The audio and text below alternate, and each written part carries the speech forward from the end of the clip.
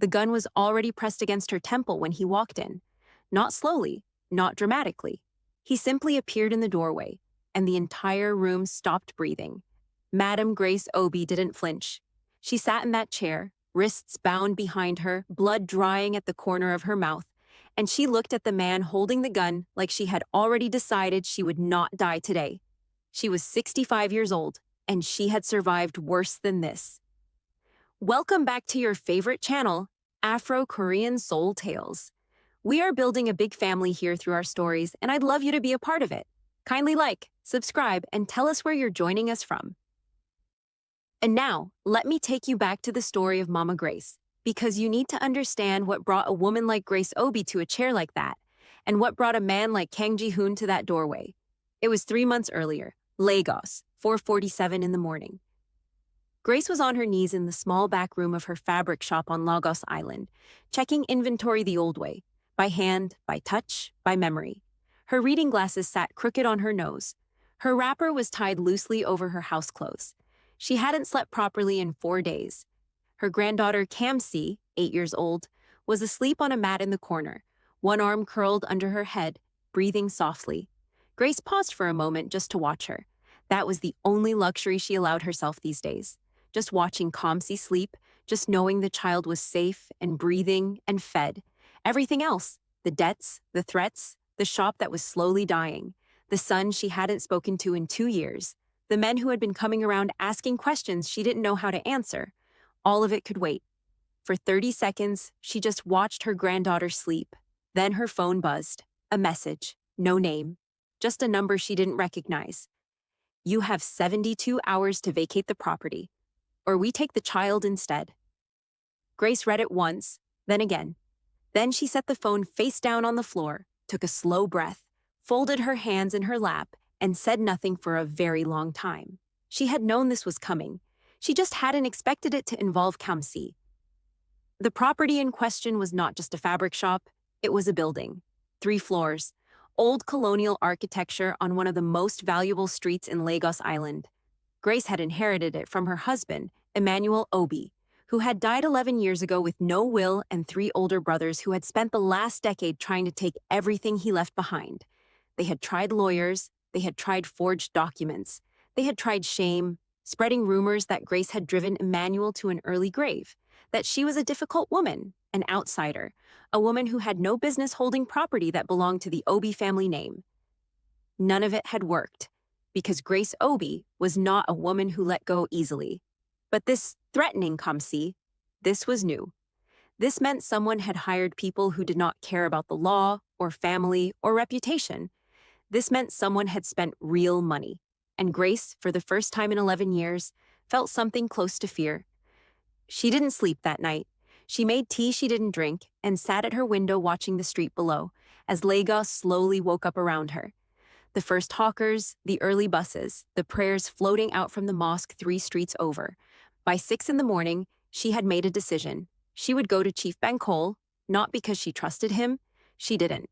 Chief Bankole was the kind of man who wore expensive agbada and smiled at your face and sold your name to the highest bidder before the evening was over. But he knew people, and right now, Grace needed someone who knew people.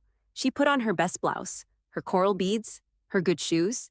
She woke Kamsi gently, helped her wash and eat, walked her to school herself, stood outside the gate until she saw the child go through the door safely. Then she took an Okada to Chief Bankole's house in Ikoyi. What she didn't know, what she couldn't have known, was that Chief Bankole's compound already had a visitor, a Korean visitor.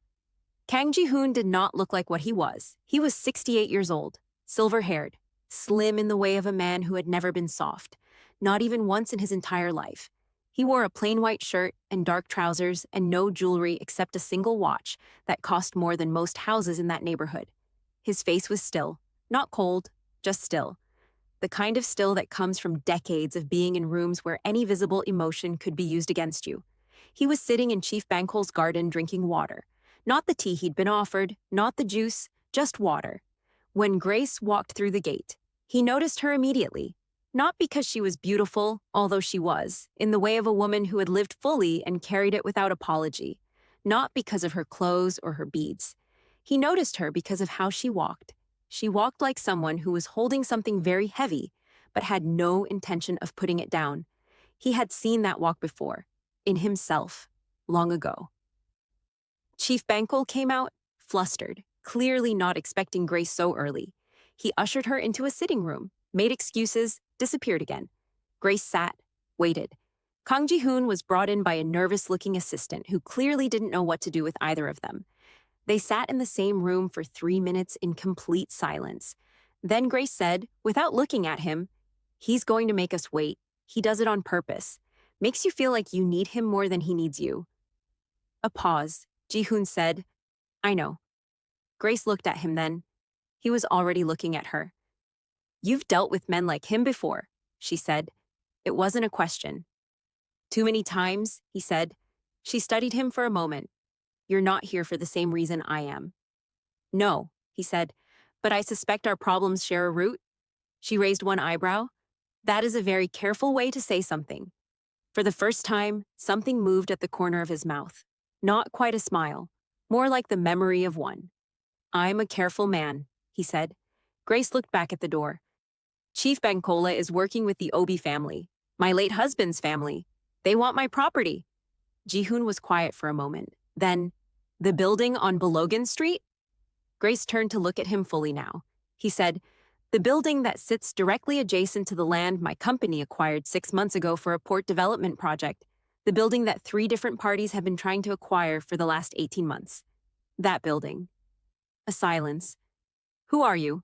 Grace said. He looked at her steadily. "Right now? Someone who might be the only person in this city who benefits from keeping you in that building, rather than removing you from it. If this is already gripping you, stay with me, because what happens next changes everything." They left Chief Bankole's compound together without seeing Chief Bankole. Grace's idea.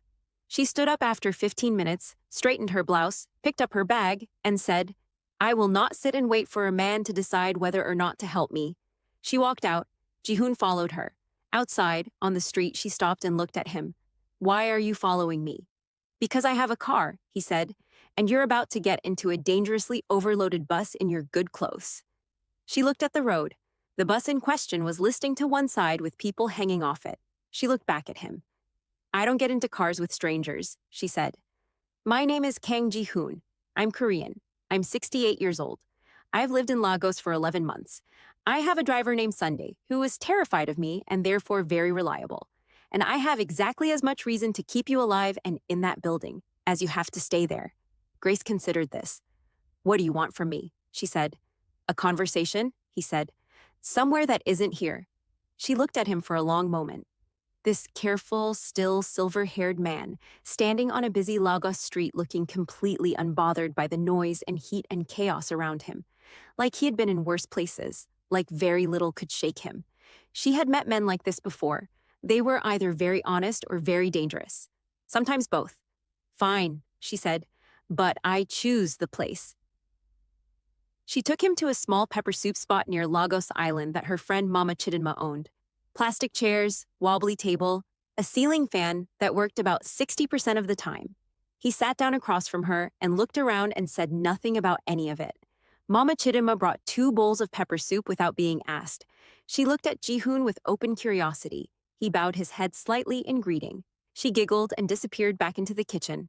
Grace wrapped her hands around her bowl. "Talk," she said. He talked. His company, KJW Holdings, was developing a major logistics hub on the western edge of Lagos Island. The project required water access, road access, and, critically, an easement through the property adjacent to the land they'd acquired, the building on Balogun Street. Her building. "There are parties trying to acquire your property forcibly," he said, "because once it changes hands, it becomes easier to either sell them the easement or demolish the structure entirely. I've already had 2 approaches from the Obi family intermediaries, asking if I would support their claim in exchange for access rights." "And?" Grace said. "I declined," he said.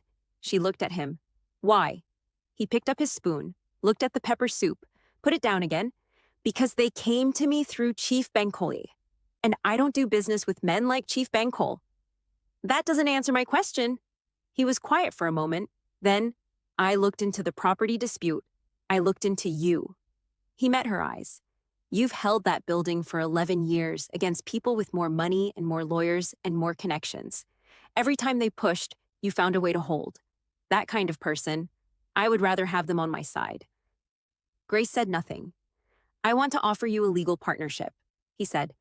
A formal easement agreement, fair compensation, your ownership stays intact, your rights are protected by an international contract that local political pressure can't easily touch. In exchange, you get a powerful enough ally that the Obi family will think twice. Grace looked at him for a long time. You came to Lagos 11 months ago, she said. Why? Something shifted in his expression, just slightly. Personal reasons. That's not an answer. No, he said. It's not. Grace picked up her spoon and began eating her pepper soup. He watched her. She ate calmly, deliberately, and said nothing for a full minute. Then, you're running from something, his jaw tightened.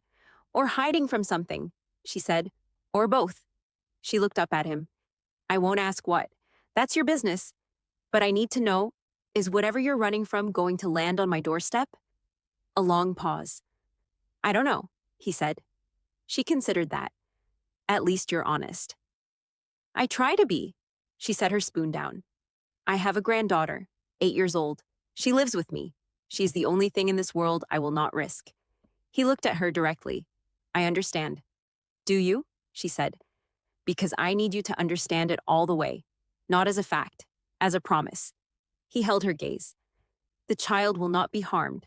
I will make sure of it. That is not a negotiation point. That is a condition I accept before anything else. Grace studied him. Then she nodded. Once. Slowly. Come back tomorrow, she said. With papers. Real papers. My lawyer's name is Adaeze Okonkwo. She is very good and she will find every problem in whatever you bring. If it's clean, we'll talk. He stood up, reached for his wallet. She waved her hand. This is my place. I pay here.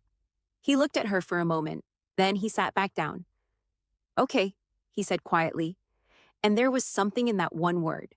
Something that sounded less like a business concession and more like a man who hadn't let anyone do something for him in a very long time and didn't quite know how to handle it. The papers were clean. Adaze called Grace the next evening and said with audible reluctance, I cannot find a problem with this. I've read it 4 times. His legal team is either very good or very honest, possibly both. Grace said, Thank you, Adaze. Adaze said, Who is this man? Grace said, Someone who might be useful. Adaze said, Grace, who is he? A pause. I don't fully know yet, Grace said, but I'm going to find out. Over the next 3 weeks, Kang Jae-won became a quiet, consistent presence, not intrusive, not overwhelming.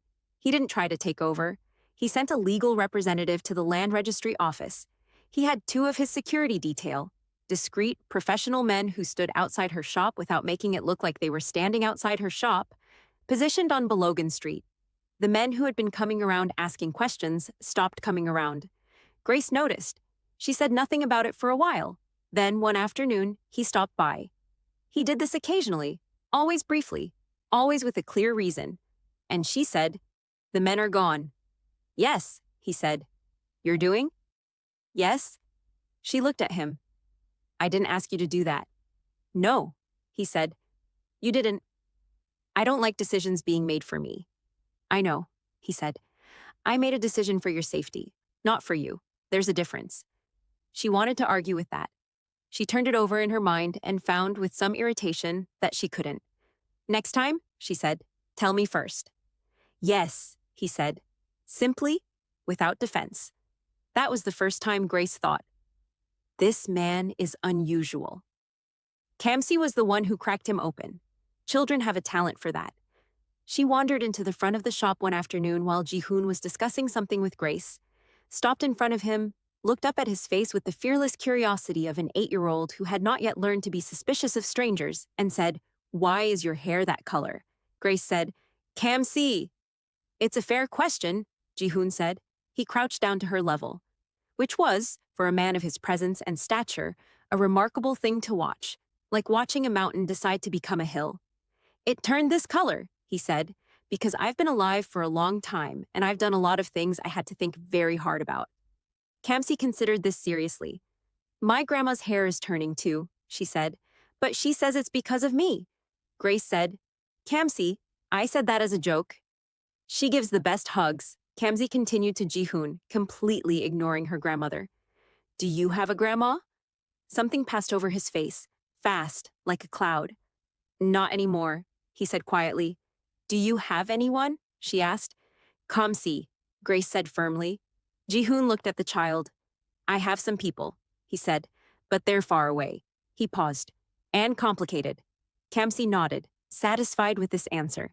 Then she reached out and touched the back of his hand, very lightly, the way children sometimes do. Not to hold, just to acknowledge. Just to say, I see you. Then she trotted back into the shop to resume whatever she had been doing. Jihoon stood up slowly. He didn't look at Grace for a moment. When he did, his face was composed again, but his eyes were not. Grace said nothing, but she saw it. She started to see more things after that. The way he arrived at exactly the time he said he would. Never early, never late. Like reliability was something he had trained into himself as a matter of principle. The way he listened, not politely, the way men often listen to women, waiting for their turn to speak, actually listened. His eyes on her face, his full attention given like it was a deliberate gift. The way he noticed small things. One afternoon, he arrived and looked at her and said, You didn't sleep well. She said, I'm fine. He said, I didn't ask if you were fine. She looked at him. He looked back at her. No, she said finally. I didn't sleep well.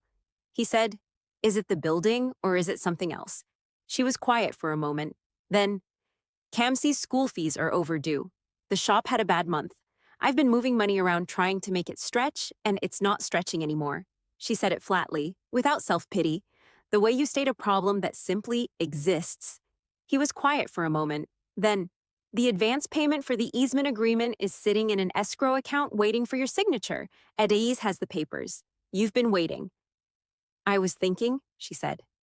Grace, I don't take money quickly from people I don't fully trust yet. He looked at her steadily. How long do you need? I don't know, she said honestly. He nodded. Okay. Then, but school fees have a deadline. That's not about trusting me. That's about Kamsi. A long silence. She said, I know. He said quietly, Let me. She looked at him. This wasn't the easement money. This wasn't a business transaction. This was different, and they both knew it. Why? She said. He held her gaze for a long moment. And for the first time, his stillness looked less like control and more like courage, like he was choosing to say something he would normally protect. Because she deserves to go to school, he said, and because... He stopped. Then, because I would like to be the kind of person who does something like this, for someone who deserves it. Grace looked at him for a long time. Then she said, School fees only, nothing else. He said, yes. The week after that, he told her why he had come to Lagos. He didn't plan it. They were sitting on the small balcony above the shop. Grace had invited him up for the first time, which felt like a significant thing. Drinking the strong tea she made, watching the street below grow loud with evening traffic. He said suddenly without preamble, I had a son. Grace was still. He died 14 months ago. Road accident. Seoul. He looked at the street below. He was 39. He had a wife and 2 children, and he was... His voice stayed flat and controlled, the way a man speaks when he has rehearsed this particular sentence to keep it from breaking him. He was the only person in my family who knew who I actually was, not what I controlled, not what I was feared for, who I was. Grace said nothing, just listened. After he died, I came here. Lagos. I don't know why Lagos specifically. I had business interests that could be located here. But the truth is, he paused. I needed to be somewhere no one knew me. No one needed anything from me. No history, no name. A long quiet. Grace said, Did it work? He considered this. Partially. Lagos doesn't care who you were somewhere else. That was useful. And the rest of your family? Something hardened in his face. My remaining family is interested in my assets, my company, and my name, not in me. That's a lonely thing, she said. Yes, he said, directly. No deflection. She looked at him. You said you had a son. Did he have a mother? My wife passed away 15 years ago, he said. Cancer. Grace said quietly. I'm sorry. He looked at her. Your husband? 11 years ago. Heart attack. He was at his desk in this building, working late, and his heart simply stopped. She paused. He was a good man, not a perfect man, but a good one. I miss him every day. Ji-hoon was looking at her with that full attention of his. You've been alone a long time, he said. I've been busy, she said. The corner of his mouth moved. Almost. That's not the same thing. No, she agreed. It isn't. They sat in the evening noise of Lagos, two people in their 60s, drinking strong tea on a balcony above a fabric shop, and said nothing more for a while. It was enough, more than enough. Then the twist came, and it came like a knife from the dark. It was Adiz who found it. She called Grace on a Thursday morning, and her voice was the tight, careful voice of a lawyer who has found something bad and is choosing her words very precisely. Grace, she said, I need you to sit down. Grace sat. I was running a final compliance check on KJW Holdings, standard procedure, and I found something. A pause. Kang Jae-won's company has a silent partner, a Korean investment group called Shinhan Partners. And, Grace said, Shinhan Partners has been funding the Obi family's legal challenges against you for the past 7 months. Silence. They are on both sides, Adaisy said. His company, his partner's company, has been financing the very people who are trying to take your building. While he offers you protection from the front door, his money is coming in through the back. Grace said nothing. Grace? Thank you, Adaisy, she said. Her voice was completely flat. I'll call you back. She sat for a very long time. Then she got up, took her bag, told the shop girl to watch Kamsi, walked out into the street. She called Ji-hoon. Come to the shop, she said. Now. He could hear something in her voice. He said, I'll be there in 15 minutes. He was there in 12. She didn't shout. She never shouted. She placed the document Adiz had emailed her on the table between them and looked at him. He looked at it. And in his face, in the brief, unguarded moment before the stillness reasserted itself, she saw something complicated. Not guilt, exactly. Something more tangled than that. Shinhan Partners, she said. He looked up at her. Are you going to tell me you didn't know? She said. A long pause. No, he said. I can't tell you that. Her jaw tightened. So this whole time? It's not what it looks like, he said. It looks like you were playing both sides. I was, he said. In the beginning. The silence in the room was different now, heavier. When I came to you, he said, the Shinhan arrangement was already in place. I had agreed to it in Seoul before I fully understood the situation on the ground. They had interests in the land deal. They offered funding for the opposing claim as a pressure tactic, to force the property into a legal gray zone so it could be acquired cheaply. He stopped. I agreed because it was standard practice, because I wasn't thinking about who was on the other side. I was on the other side, Grace said. Yes, he said. And then I met you. And that changes what exactly? She said. That changes the fact that your money was being used to frighten me, to threaten my grandchild. His jaw tightened. The threat to Kamsi was not part of any arrangement I approved. When I found out, 3 weeks ago, I cut the Shinhan arrangement. They've been threatening to expose the original agreement and destroy my deal. When, 3 weeks ago? The day after I met Kamsi. Grace stared at him. He held her gaze. He didn't look away. He didn't make excuses. He just held her gaze and let her look at him all the way through. You cut them after a child touched your hand, she said slowly. After I realized I was on the wrong side of something, he said quietly. And you didn't tell me. No, he said, because I knew you would look at me exactly the way you're looking at me now. And I was not ready to lose. He stopped, corrected himself. I was not ready to lose your trust before I had fully earned it. Grace stood up from the table, walked to the window, stood there looking out. He said nothing. He waited. She said without turning around, What does Shinhan do now, if you cut them? They come after the deal directly. Possibly they come after me. And us? The building? They need the building to go through. Without my cooperation, they'll find another way to pressure it. She turned around. How dangerous are they? He met her eyes. Very. She nodded slowly, like she had already known. You should have told me, she said. Yes, he said. I should have. If you ever make a decision that affects me without telling me again, I won't, he said. I need more than that. Grace.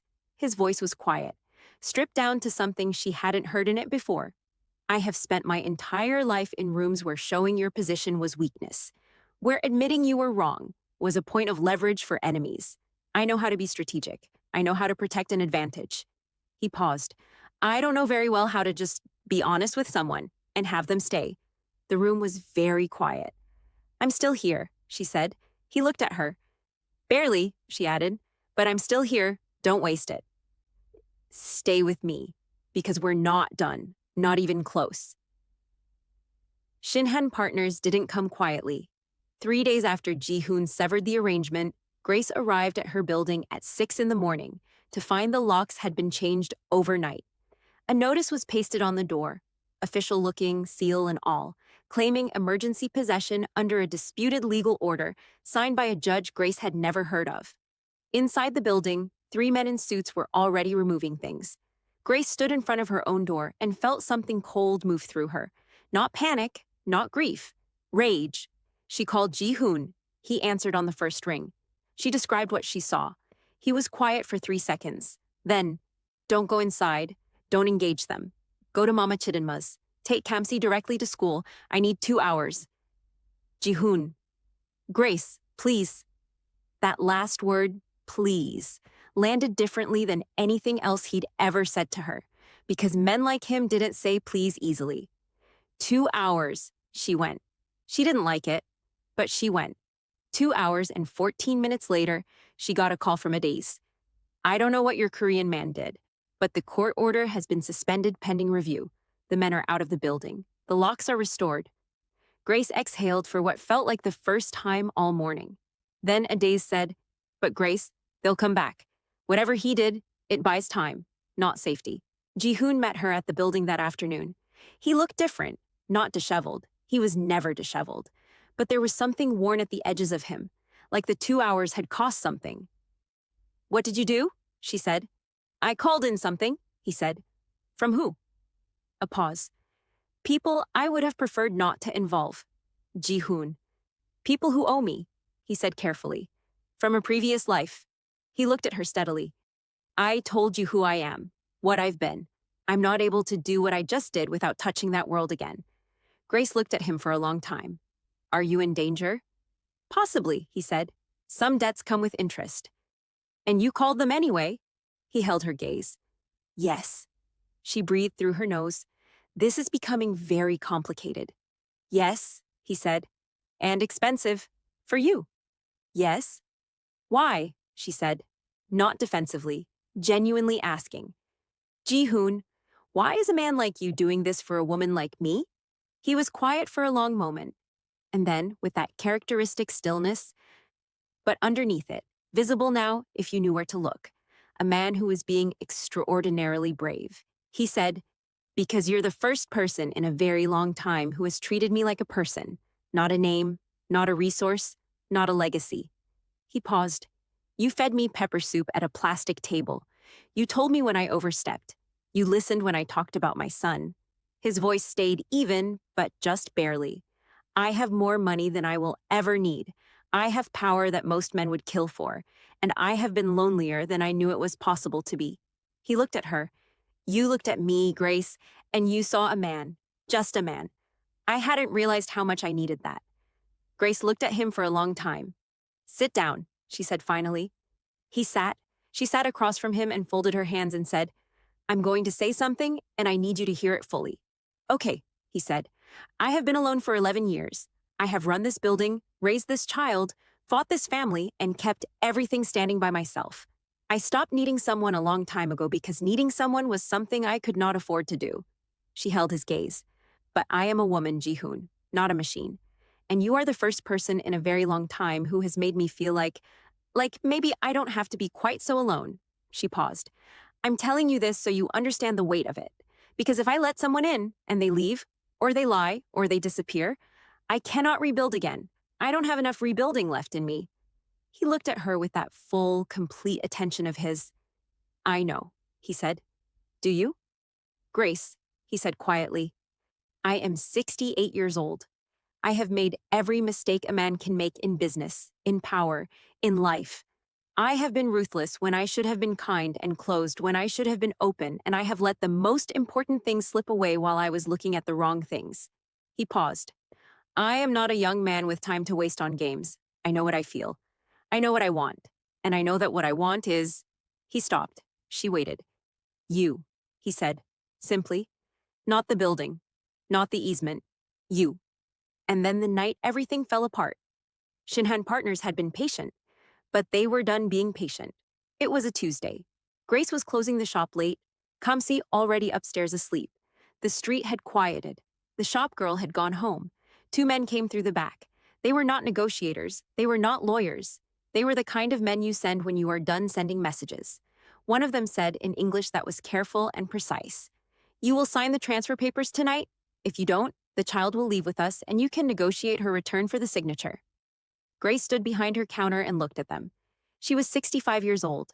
She had a staple gun and a cutting blade on the counter beside her, and about 4 seconds before one of them crossed the room. She did not show fear. "If you touch my granddaughter," she said very quietly, "there is no amount of power in this world that will protect you from me. Are we clear?" The man took a step forward, and then the back door opened again. Ji-hoon walked in. He was not alone. Behind him were two men. Not his usual security. Different men, older, with the particular quiet of people for whom situations like this were unremarkable. The two intruders went very still. Ji-hoon looked at them. His face was exactly what it always was. Still, controlled, completely present. He said something in Korean. Short, 2 sentences. The two intruders looked at each other, and they left. They simply turned and walked out, without the papers, without another word. The room was silent. Grace let out a breath. Her hands, she noticed, were shaking very slightly. She pressed them flat against the counter. Ji-hoon crossed the room, stopped in front of her, looked at her face. "I was watching the building," he said. "I've had people watching it since Tuesday." "Since before tonight?" "Since before tonight," he confirmed. She looked at him. "You were here." "I was here," he said. She looked at him for a long moment. And then something happened in her face, something that had been held very tightly for a very long time. Not collapse, nothing so dramatic, just a slow, quiet release, like a fist unclenching. She said, "I was scared." He said, "I know. I don't say that easily." "I know," he said again. He didn't reach for her. He just stood close, present, letting her decide. She reached out and put her hand on his arm. He covered her hand with his, and they stood there in the back of the fabric shop on Lagos Island, two people in their 60s who had both survived more than anyone should have to survive, and just breathed. The legal battle ended 6 weeks later. The judge that Shinhan Partners had corrupted was removed from the case. Adays argued their challenge with a thoroughness that became something of a legend among Lagos property lawyers. KJW Holdings formally declared Shinhan's involvement a conflict of interest, dissolved the partnership publicly, and absorbed a significant financial loss in doing so. Ji-hoon absorbed it without flinching.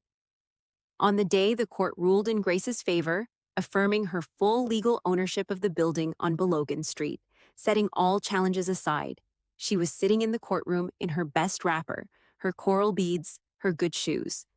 When the ruling was read, she sat quietly for a moment. Then she pressed her hands together over her mouth, just for a second, and closed her eyes. When she opened them, he was there, sitting right beside her. He had been there all morning. 2 months after that, Ji-hoon's children arrived in Lagos. They came uninvited. Both of them. His daughter, Min-ji, 35, sharp and suspicious. His son-in-law, his surviving son, Tai-yang, 41, quieter, more watchful. They came because they had found out about Grace. Min-ji sat in the sitting room above the fabric shop.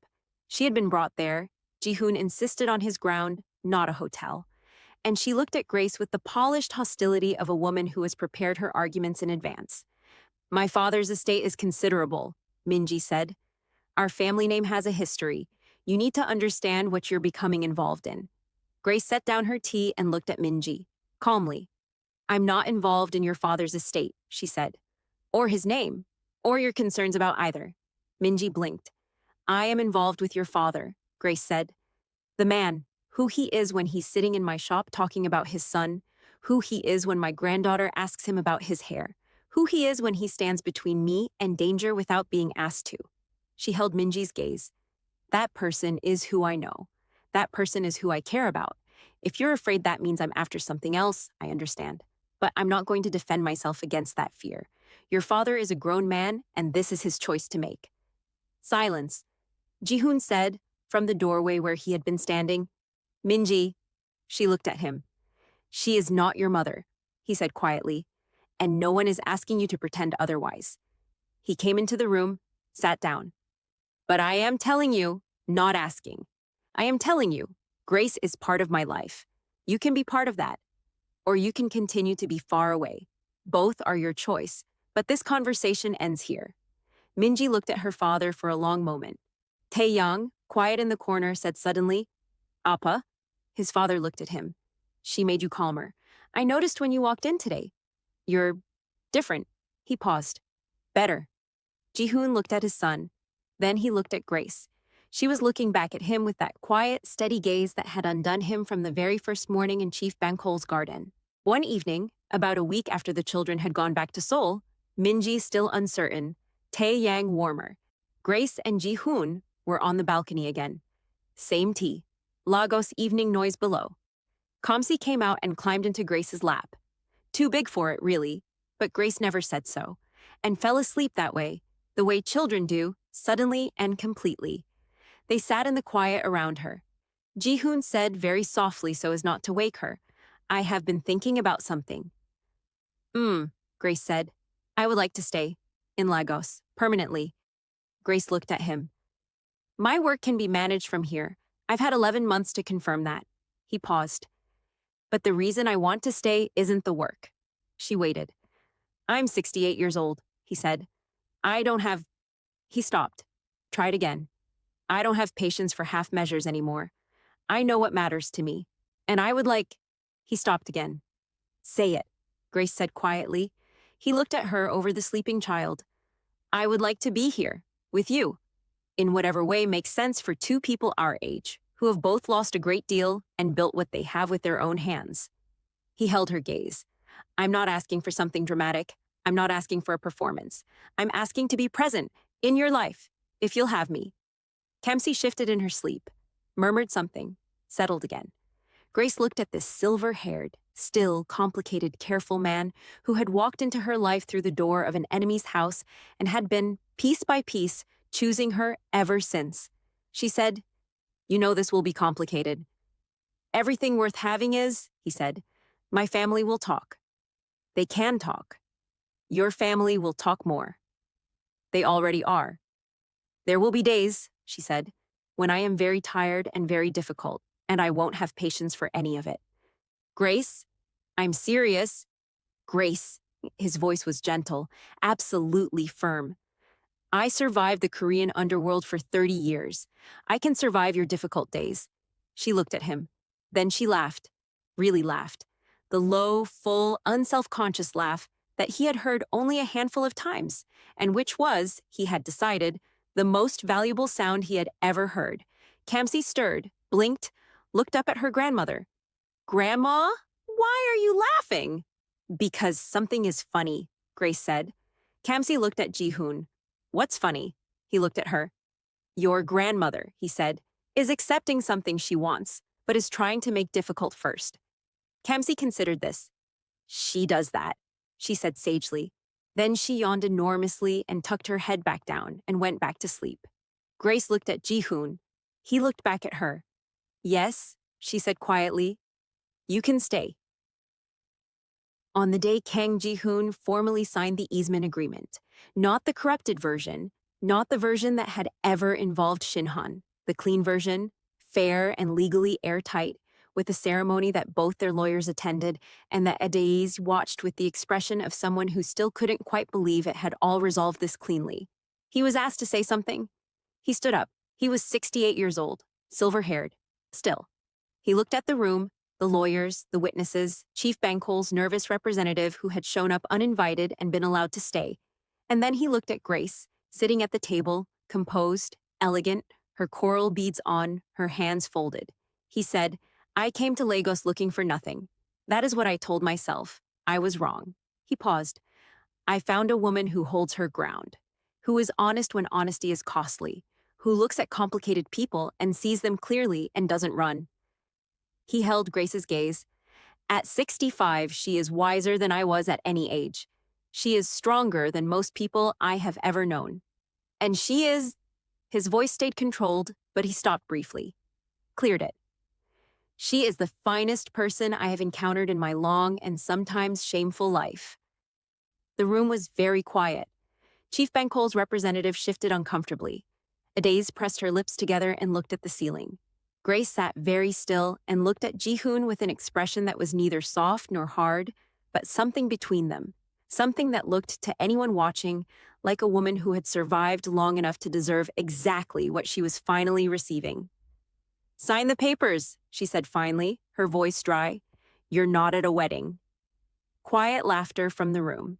He smiled, really smiled, the kind she'd seen only a handful of times, the one that changed his whole face.